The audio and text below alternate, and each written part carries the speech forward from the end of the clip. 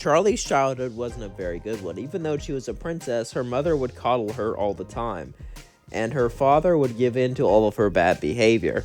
This led her obsessions to grow more and more, until eventually she became obsessed with having people forever, obsessed with having people never leave her. And one day, after all these mental issues kept on building, after her mother issues, after her father issues, after having no friends, after having only people hang around with her because she's royalty, her mother would leave. And this would send her over the edge. As then she would start to walk up to something horrid. As she went to her closet and opened up her journals.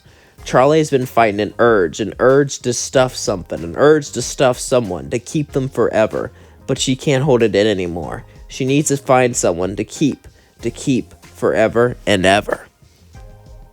As one day Charlie was driving, as she would see a little imp walking, as she said, "Hop on in." The imp saw her as the princess, which she was, so the imp had no choice but to obey.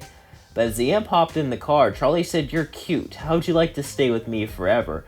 The imp tried to say no, but suddenly Charlie would summon a weapon, and then everything would go dark, as Charlie would keep the imp in her house forever now. As Charlie would begin to laugh, she did it. She did her first victim, but she needed more. She wanted more power. Charlie needed more power. Charlie would begin to strain. As Charlie started to train, she would start to use her powers more and more. She would start to get more used to her magic. She wanted to be stronger. She wanted bigger game, and she wanted more cuties. Every time she found a cute person, she would have to keep them forever, as he would make sure they would last forever. Charlie wanted a partner though, someone to help her, so she would go after Alastor. As one morning, Alastor was walking, as Charlie would walk up to him and say, "Hello, Al. I'm a big fan of yours." Alastor would turn around and say, "Oh, Charlie, the princess. I've heard a lot about you. You know, some say you're eccentric." "Of course, your entire family is eccentric. No offense." Charlie would say, "No offense taken. I want you to train me how to use my powers better. Do that, and I'll let you stay with me and hide behind me, in case anyone's after you. Also, you could do your little radio show with me. I'm sure I can help out quite a bit." Charlie would say, "Radio show with the princess? Alright, but first show me what you got." As then, Charlie would show her demonic power, as she would summon her spear and begin to throw it at Alastor. As he would dodge it, it would turn around and go right back at him, almost hitting him and saying, "A weapon that turns around after you throw it. Not too bad. I was almost hit by that. If I didn't have my superior instincts, I would have been gone." As then Alastor would throw his tentacles around, Charlie would block it each time, as she would go at him with an insane intent to destroy him. As Charlie was extremely powerful, she lacked any skills how to use it. As then Alastor stopped and said, "You have a lot of potential, Charlie. Alright, I'll betray you."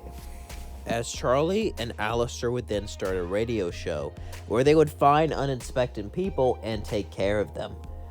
As this made Charlie be filled with delight. Now, Alastor was a gentleman, so he made sure not to attack any kids or women, and made sure that these people weren't the best people. Most of the time. Sometimes you can't really help it. Sometimes they would just annoy Alastor. As Charlie would find cute people, cute little imps, cute little, other people, just anything cute, so she can keep it forever. As Alastor would finish the show, Alastor would say, "That was a great show, darling. Me and you creating radio together. Interesting, isn't it?" Charlie would say, "Yes, it is. So, what do you do with them afterwards? I see you keep them intact." Charlie would say, "Follow me." Charlie would then lead Alastor into her room, as then he would see it. People stuffed, as they were kept there forever. As Charlie would laugh and say, "I'm working on a new project now." Alastor would say, "What's that?" "I will stuff a person and keep them alive. Keep them moving. Keep them walking. And keep them under me forever. They'll be like a living puppet. I still haven't figured out all the magic yet, but I know how to do it. When I find the right person, they have to be perfect. They have to know me inside and out." As Charlie would laugh, Alastor would say, "That's sick even for me. Good job." As then Alastor and Charlie would both let out a laugh. As Alastor left, Charlie would continue training with Alastor, as she would get stronger every day. But she kept searching for that perfect person, kept searching for that person to become her soulmate forever. but she couldn't find it until one day she saw Vaggie, who fell from heaven. Vaggie would look up hurt and scared, and Charlie would lend a hand. "Let me help you." Vaggie was desperate and didn't want to tell her that she was an exorcist, so she agreed, as Charlie picked her up and helped her back on her feet. As Charlie would help take care of Vaggie, and Charlie would hide all of her stuff from Vaggie, as Vaggie would live with Charlie. And Charlie and Vaggie would have a great time together. As days passed, they got closer and closer until one day Charlie would walk up to Vaggie and say, "I was thinking, Vaggie, you want to go out sometime?" Vaggie would then look at Charlie and say, "Well, yeah, let's go out on a date." As then Vaggie kissed Charlie and walked out the door. As Charlie smiled, as then she opened a closet where she hid one of her stuffs. As she said, "Oh my God, she's gonna be so beautiful, and she's gonna be alive, and she'll talk to me, and she'll be stuck in place, so she'll be mine forever and ever." Eee! Charlie said. As she got super excited, she went off to meet Vaggie for a picnic. As she met Vaggie, Vaggie and Charlie both sit down and began to talk to one another. As they ate together, Vaggie would say, "You know, Charlie, it's nice seeing you. I'm glad you asked me out. To be honest, I'm into girls, and well, you're a very kind one," Vaggie would say. As Charlie would say, "Oh, Vaggie, you're welcome," as they would hold hands and well cuddle, as they felt each other's warmth, as it felt nice to be together, as it felt nice to love each other.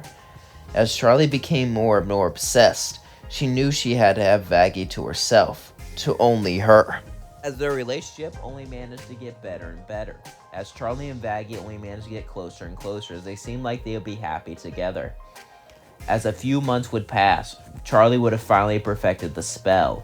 As one night, Charlie would be up all night working on it, as she began to laugh and smile.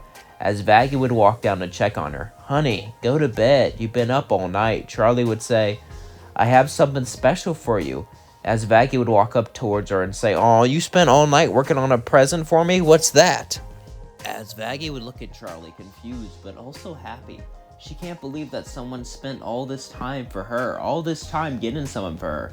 As Charlie would then give Vaggie a magical rose, as it had a green bright glow. As Vaggie grabbed and said, "Wow, Charlie, I can't believe you would..." Suddenly she would fall to the floor and couldn't move, as she would become a stuffed figure. But Vaggie could still talk, and she could still feel. As Vaggie said, "What's going on? What's happening?" As Charlie said, "It worked, it worked, it worked! You're so cute! I can't believe I did it! I could just eat you up! Oh my God!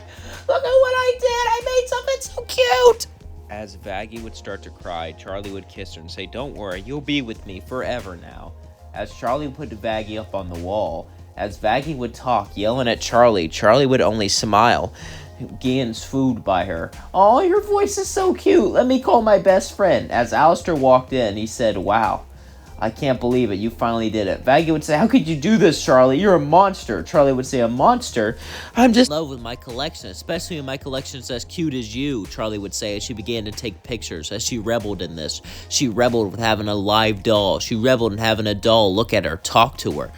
As then she called over Alastor. As Alastor would come, they would both eat fingers and watch Vaggie. As Vaggie cried and screamed for help, Charlie would say, "Don't worry. The spell will make it so you'll learn to love me, and you'll love being my doll. We'll have so much games together." Vaggie said, "You're a psycho." Charlie would say, "Maybe I am, but at least I'm happy." As Charlie would kiss Vaggie and laugh as she sat down. As Charlie did it, she made the perfect collection for herself. She made the perfect collection of cuties. And now she can be happy with her perfect doll, Vaggie. And that's going to leave things off. Don't forget to like, comment, and subscribe, and let me know what you thought of this video in the comments below. This video was suggested to me for a while, but the main reason that I didn't do it is because I thought it'd be too dark, and I thought that YouTube wouldn't like it, but I decided to do it anyway. And just, kind of, mix it up a bit and try to, censor it a bit. And I think it actually did really well. I don't know about you guys, but I think this story did really well. And I really like telling the story. And thank you so much on What If Lucifer Was at Blitz's trial. That got so many views. It's still getting views. It's slowing down a bit, but, it is still getting a lot. And I can't thank you all enough. And I got a lot of new subscribers. So if you're new from that video, welcome. This is my channel. I post has-been What If videos. In the past, I did post some Dragon Ball videos. if you like those. I used to post a short every day, but I just stopped because they were cringy and I just ran out of ideas. So yeah, I have a lot of shorts, and I have a gaming channel, and I have a new story channel, which actually is going to have its first video tomorrow, so I'll share that. So yeah, where I tell my own unique stories, which are basically like what ifs, but my own characters that I create. So if you want to hear that, listen, or don't. I'm not your dad, I can't tell you what to do. But yeah, I hope you enjoyed this story, because I know I did. Charlie is definitely a great character, and having her be this secret evil character gives her a lot of depth and gives you a lot of, more appreciation for her. So yeah, I feel like that this story definitely had it going on. And at first it was hard for me to kind of build a premise. It was hard for me to kind of extend it, because when I make a video, I'm kind of like, how do I extend it outwards but also make it enjoyable? I don't want filler to make it longer for no reason. But I feel like I did it very well. Maybe I'm wrong. You can let me know in the comments. But I really enjoyed what I did with this video. I hope you enjoyed it too. Don't forget to like, comment, and subscribe. And if you think no one loves you, then you're wrong, because I love you. You're beautiful, inside and out. I am so glad I have an audience like you. I am so glad I have supporters like you. I'm so glad I have viewers like you. Just pat yourself on the back. You mean the world to me. Thank you so much. I just can't believe I'm here. YouTube is just an amazing journey. I hope they continue it all with you. Peace out.